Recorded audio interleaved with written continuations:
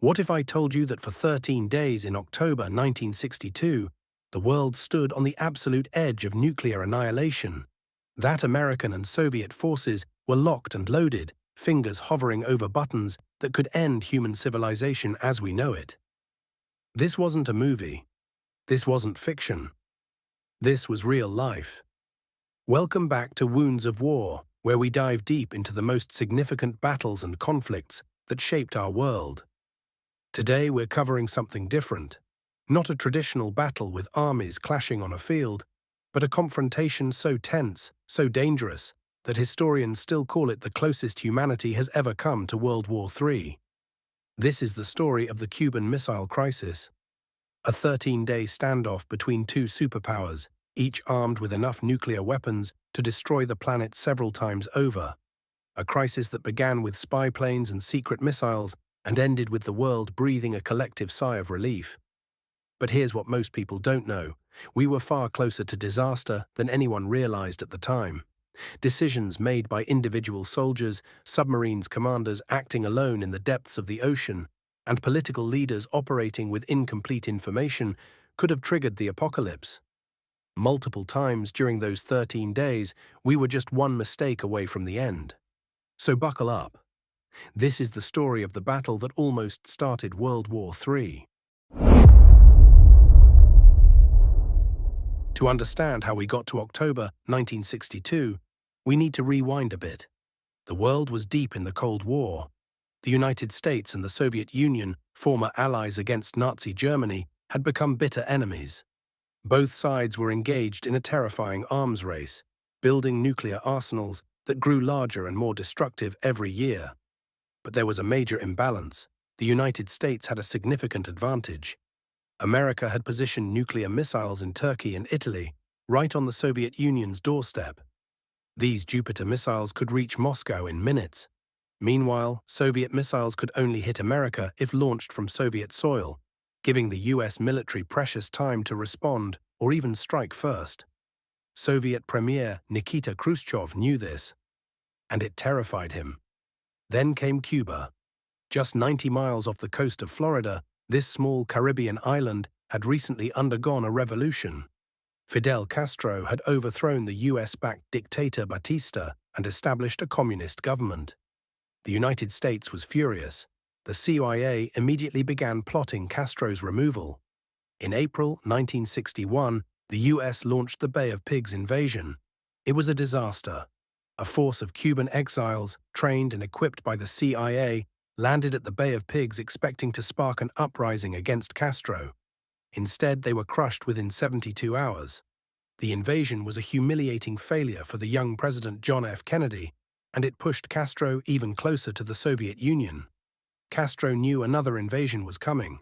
The Americans weren't going to give up that easily. He needed protection, and he needed it fast.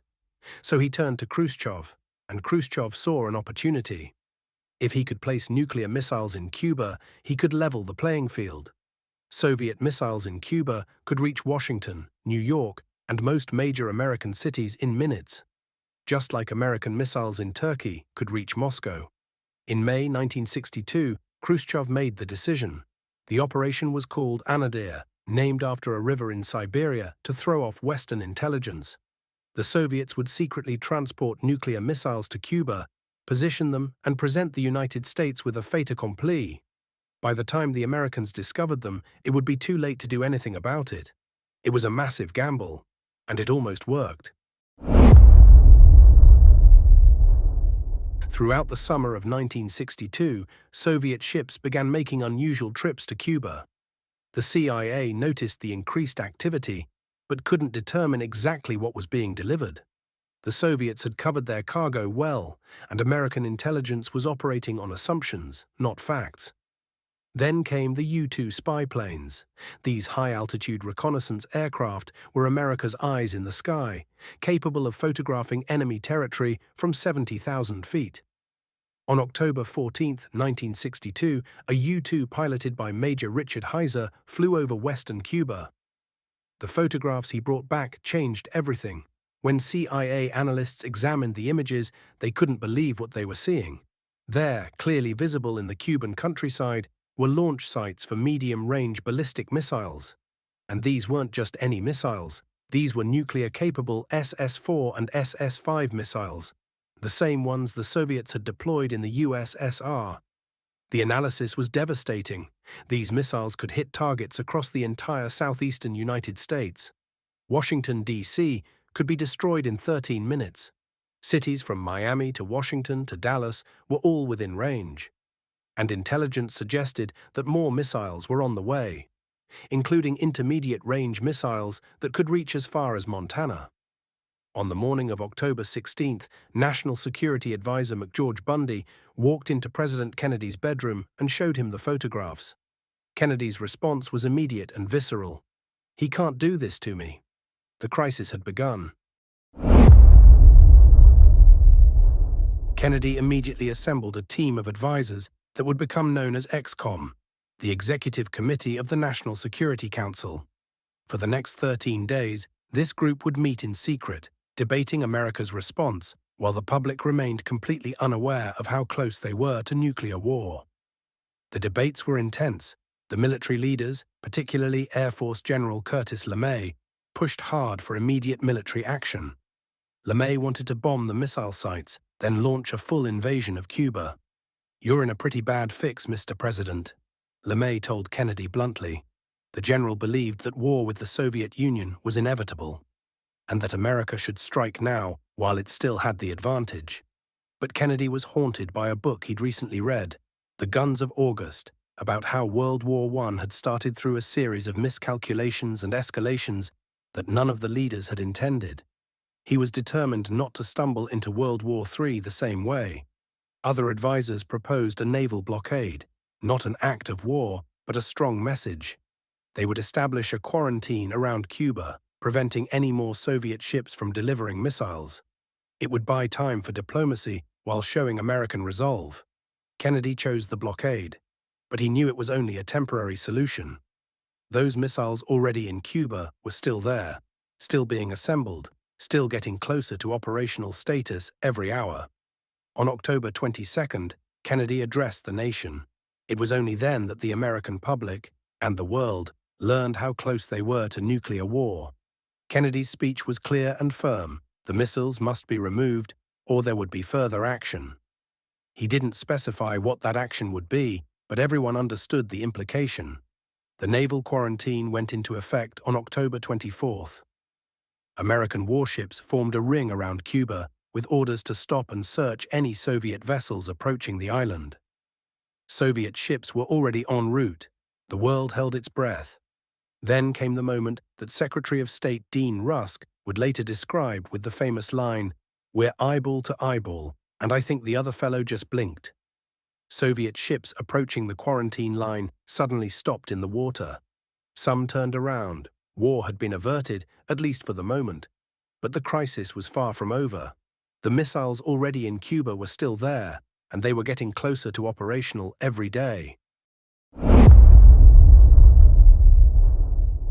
Here's what the public didn't know at the time, what we only learned years later from declassified documents and Soviet records. During those 13 days, we came within a hair's breadth of nuclear war. Multiple times, and some of those near misses had nothing to do with Kennedy or Khrushchev. Let me tell you about Vasily Arkhipov. He's the man who literally saved the world, and most people have never heard his name. On October 27th, the most dangerous day of the crisis, an American destroyer detected a Soviet submarine, B-59, near the quarantine line. The destroyer began dropping practice depth charges, small explosives designed to force the submarine to surface. But the submarine crew had no way of knowing these weren't real attacks. Inside B-59, conditions were hellish. The submarine had been submerged for days in tropical waters, and the cooling system had failed. Temperatures inside reached over 120 degrees Fahrenheit. The crew was suffering from carbon dioxide poisoning. They'd been out of radio contact with Moscow for days and had no idea whether World War III had already started. The captain, Valentin Savitsky, was convinced they were under attack and that war had begun. B-59 was armed with a nuclear torpedo, one torpedo with the explosive power of the Hiroshima bomb. Savitsky ordered it prepared for launch. Here's the terrifying part. Soviet protocol required the agreement of 3 officers to launch a nuclear weapon. The captain wanted to launch. The political officer agreed, but the 3rd officer, Vasily Arkhipov, refused. An argument erupted in the suffocating heat of the submarine. Arkhipov held firm. Eventually, Savitsky backed down. B-59 surfaced peacefully. If Arkhipov had agreed, that nuclear torpedo would have destroyed the American destroyer. And there's almost no doubt that the United States would have responded with nuclear weapons. World War III would have begun, not because of a decision by Kennedy or Khrushchev, but because of a submarine captain acting alone in the depths of the ocean.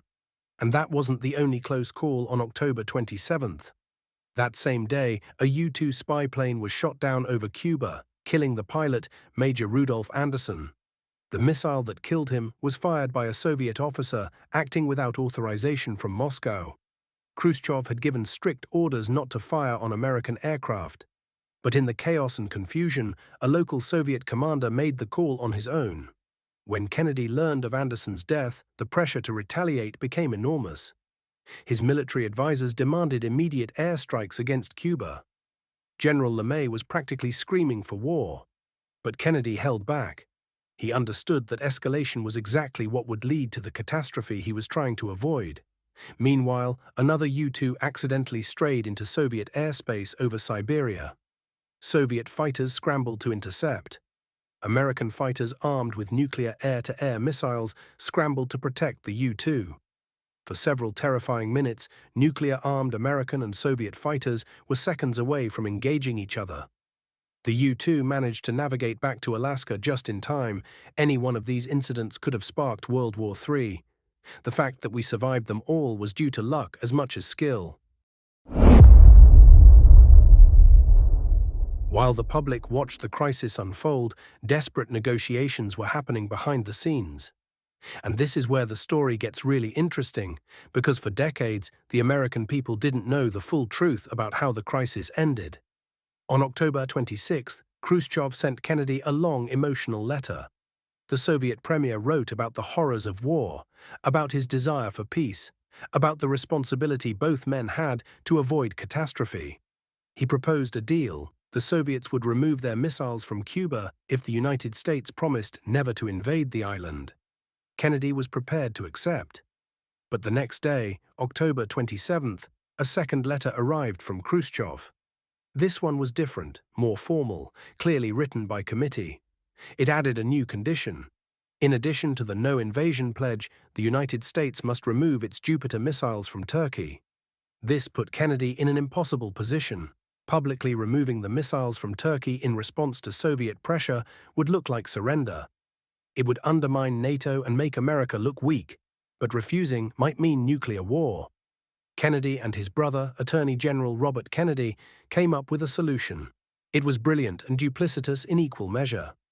They would accept both letters, but only publicly acknowledge the first one.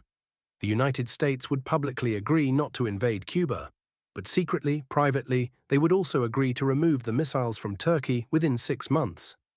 Robert Kennedy met secretly with Soviet Ambassador Anatoly Dobrynin and laid out the terms.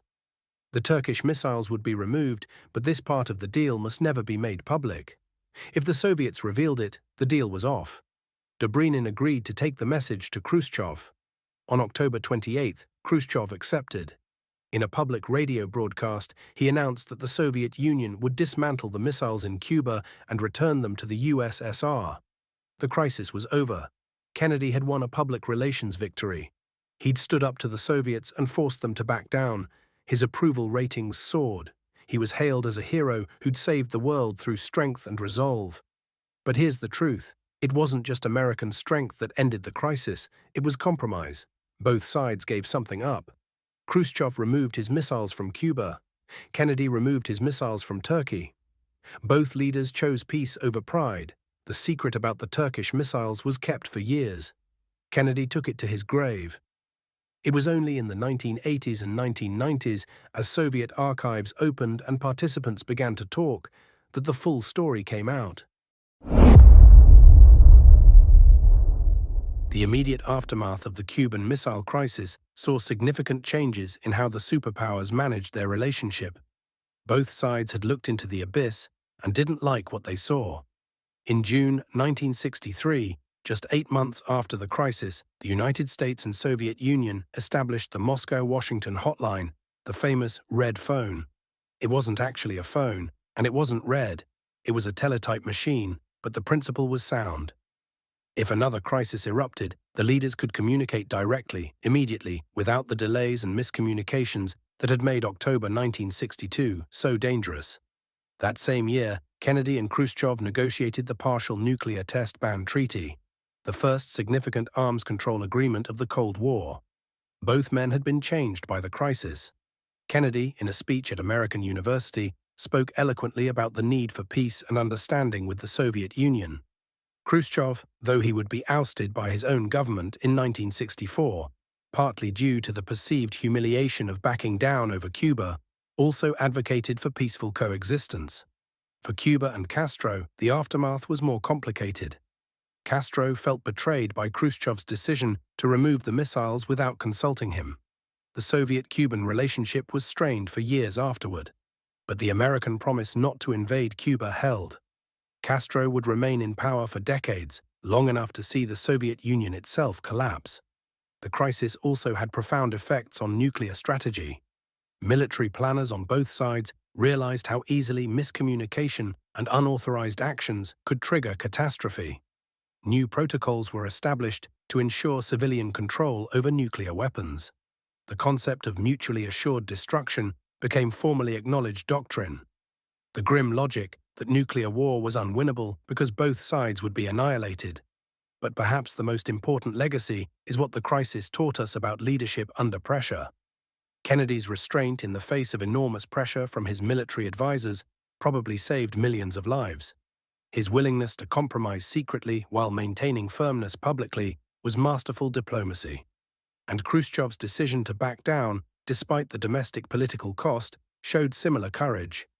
We also learned about the individuals whose names aren't in the history books. Vasily Arkhipov, refusing to launch a nuclear torpedo. The U-2 pilot who found his way back to Alaska instead of triggering an international incident. The Cuban military officers who could have escalated but didn't. History is shaped not just by the famous leaders, but by countless individuals making crucial decisions in moments of crisis.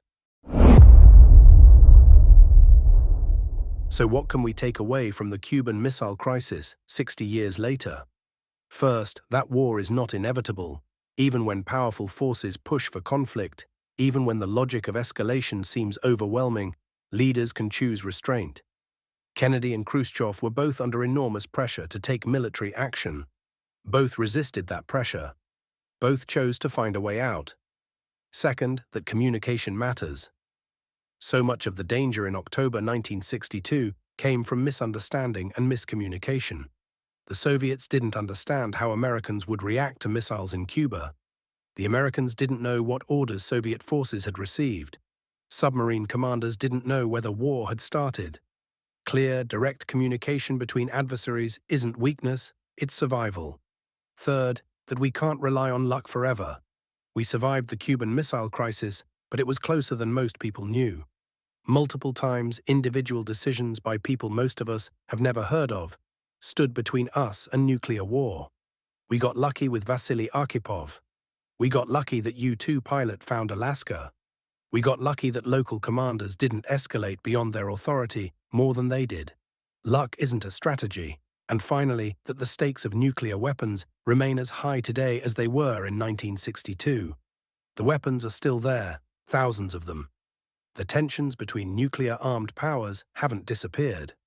What we learned in October 1962, we must not forget. The Cuban Missile Crisis wasn't a traditional battle. There were no armies clashing, no beach landings, no last stands.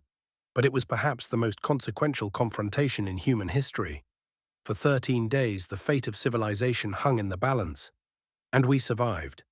Not just because of the leaders whose names we remember, but because of individuals at every level who chose restraint over aggression, who valued human life over military glory, who understood that winning a nuclear war is a contradiction in terms. This was the battle that almost started World War III, the battle that never happened, and for that we should all be grateful. Thanks for watching Wounds of War. If you enjoyed this deep dive into one of the most dangerous moments in human history, make sure to subscribe for more historical content. Drop a comment below with your thoughts on the Cuban Missile Crisis, or suggest topics you'd like us to cover next. And hit that like button if this video gave you a new perspective on how close we came to the edge. Remember, those who forget history are doomed to repeat it. And this is one piece of history we absolutely cannot afford to repeat. Until next time, stay curious, stay informed, and stay grateful that we're still here to study history instead of becoming part of its darkest chapter.